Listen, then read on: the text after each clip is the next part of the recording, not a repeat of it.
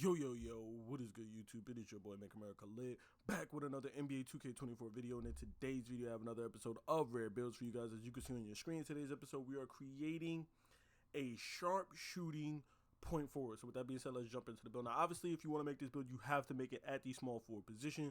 You won't get the name sharpshooting point forward or point forward in the name unless you make it at the small forward position, so you have to make it at the small forward. Now, height, weight, and wingspan is totally up to your discretion. This is just what I went with.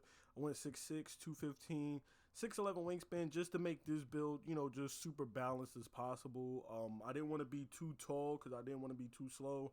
And I don't want to be too short either because, you want to be able to play defense and stuff. So if 6'6" is like the minimum I would go, maybe 6'5". Probably not 6'5" on a small forward, but 6'5" is the minimum I would go with height on any build in this game, just because, you want to be able to play decent defense and guard your man and stuff like that, get good contest percentages and stuff. So that's why I went 6'6".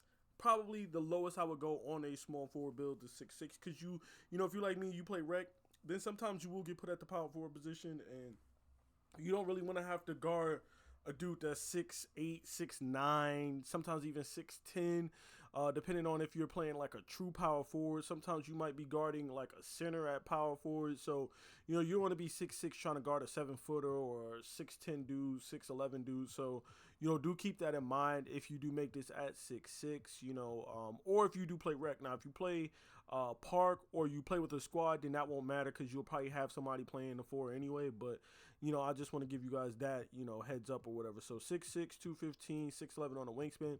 And then these are the attributes I went with. We went with the 87 driving layup. Now, obviously, this is going to pretty much get you everything you need as far as layups goes. Layup badges and stuff. You'll be able to consistently get to the rim and finish at the rim. For shooting, and that's all I did for finishing. And that's just so that we're not one-dimensional. You don't want to just like be able to just shoot threes or middies and then not be able to finish. So, me, I always try to put some type of finishing on my build. So, if people are chasing you off the three-point line, you'll still be able to, score down low in the paint. You can rim run, you can lay up, you can hop step, euro, spin. You could throw up a floater. You got Hall of Fame Pro Touch with Gold Float games. So you could throw up floaters and stuff like that. You could do a lot with this build. Then moving on, we have a 93 midi, which is going to help give us Hall of Fame catch and shoot. That's the reason why I went with 93 instead of 92. Usually I go with 92 just so we could get that Hall of Fame midi magician. But we are going to go with the 93 just so that we get Hall of Fame catch and shoot, which is going to help us with that 88 3 ball. Now, usually I try to get a 92 3 ball. 92 3 ball, yes, you can shoot with the lower 3. I have no problem shooting with the 85, 86, 80.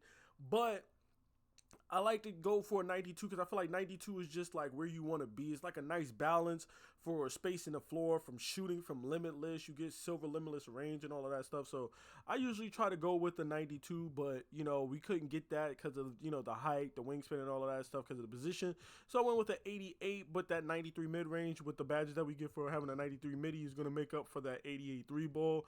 Then I have an 80 free throw because again, like I said, I always play rec, so I always try to make sure I have like at least a minimum of an 80 free throw or better.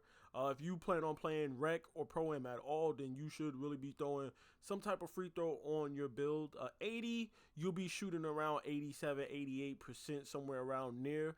The higher you go, the better percent you will shoot in this game because there is no green window on free throws. So do keep that in mind. If you go with the 60 or 50, you are going to shoot kind of close to that percentage. So, do keep that in mind when you're making your builds. If you do plan on playing any type of rec or pro-am or under the whistle at all. Moving on to the playmaking, I have an 89 pass accuracy, a 92 ball handle, and a 83 speed with ball. Now, the reason why I go with 83 speed with ball, because that's what's needed for gold blow by and gold speed booster.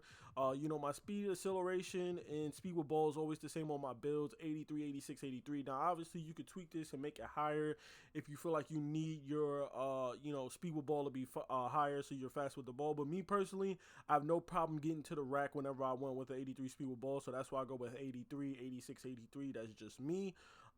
92 ball handle, gold unpluckable. I rarely get ripped. I might get ripped if a dude gets lucky and get a rip animation on the first reach, or if I'm over dribbling. But other than that, I very rarely get the ball just straight up outright ripped from me. And usually if I do get ripped like that, they usually have like a 95 steal or a 99 steal. dudes with 91 steel, aren't usually ripping me constantly either. So that's why I always implore people to go for a 92 ball handle. Yes, you can go 92 post control with an 85 ball handle, but keep in mind that 85 ball handle is still worse than their 91 steel with gold glove and gold right stick ripper.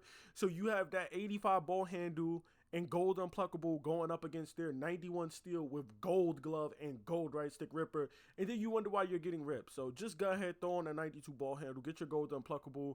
If you want post control, you could throw post control in your build. If not, don't even worry about it. But that's just what I do because I don't want to get ripped. I don't like turnovers as a guard. I usually play guard. I hate having turnovers. To me, there's nothing worse than a turnover. So I always go 92 ball handle if I can get that 92 ball handle. Moving on to the defense, we do have a 72 interior defense, and that's just mostly because when you're playing the small forward position, the shooting guard, or even a power forward position, you deal with a lot of dudes rim running, and you don't want to not be able to stop them. So I threw a 72 interior defense. Like, yes, you could take this off and put this on steal or rebounding or block or something else. Put this into your vertical or anything like that. But me personally, I don't really plan on being too much in the paint. This is just for when dudes decide to rim run. Small forwards are usually 6'7", 6'8". They usually put drive and dunk and layup on their build. You don't want to not have interior defense. The further down you go down the line, point guard, shooting guard, you're cool with no interior defense. But as you go down that line, small forward, power forward, center, that's when you're going to start needing interior defense. So I just threw a 72 interior defense on there. You could drop it down to 70 if you want and then put those points elsewhere. I just went 72. Just because that's what I had left over. And then, of course, 89 on the perimeter defense, and that's where you're going to be spending primary, your position. As far as like a small forward goes, majority of your time is going to be spent at the perimeter. So you want to make sure that you have good perimeter defense. We have silver clamps. We have gold 94 feet, ankle braces, gold challenger, fast feet, silver, pick dodger, silver, gold workhorse, and gold off-ball pest. Now, do keep in mind this build isn't going to have any steel. And I've played on builds with no steal. My shoot first point has a 76 perimeter with no steal. And then my 3-point shot hunter has an 85 perimeter with no steal. And even then, I still average over a steal on both of those builds. Why? Just playing really good defense, smothering my, matchup, not letting them get any room. Knowing when to press, because sometimes you can see when they're going to cross over. If you press into them, they'll dribble right off you, and it'll either be a steal for you or a turnover on them when they dribble off you like that. So you can still play really good defense and still get steals even though you have no steals. Now, the only thing I will say about having no steals like this is that you aren't going to get any passing lane steals. The only time I get passing lane steals is if I just run in front of the pass. Sometimes I'll know that they're passing it to the corner. I'll just run towards that person in the corner. And if I'm lucky, the ball will hit me in the leg, the arm, the head, or something like that. And I'll get a steal like that. But you aren't going to get really any type of passing lane steals with no steal at all on your build, no interceptor and stuff. So do keep that in mind. You won't be able to really snatch alley-oops out the sky and stuff like that. Your dude will just reach randomly out, and it'll miss every steal. That could be a problem. If you like playing passing lanes, then maybe bring the perimeter down, the interior down, and put some steal on. But if you know how to play good defense and you don't gamble like that, then you can still get by with no steal or whatever. And then, of course, there's no block, offensive rebound, or defensive rebound on this build. Now, obviously, if you feel you need those things, then you could take something away maybe from your pass or your ball handle, or maybe bring down your shooting or finishing down, one of these things, and put that into, block or interior defense if you feel like you need that, or rebounding. But this is just what I went with because I know that I can play to my strengths with this build without those things. And then finally, moving on to physicals, we have an 86 speed, 83 acceleration, like I said. We have a 50 strength, which is just enough to get us clamps and stuff. Now, I know people, this is going to be controversial because I know people are going to say, oh, how are you making a small forward build? This is more so an offensive-minded build that can play defense. Yes, it has an 89 perimeter defense, but this is still, an offensive, sharpshooting point forward build first and foremost. But you will be able to play defense, though. People will see that.